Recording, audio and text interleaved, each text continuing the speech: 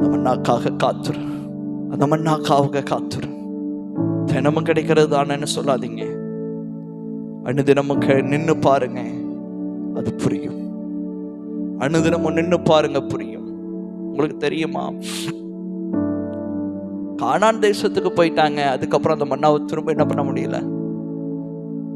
இதுக்கு என்ன அர்த்தம் தெரியுமா?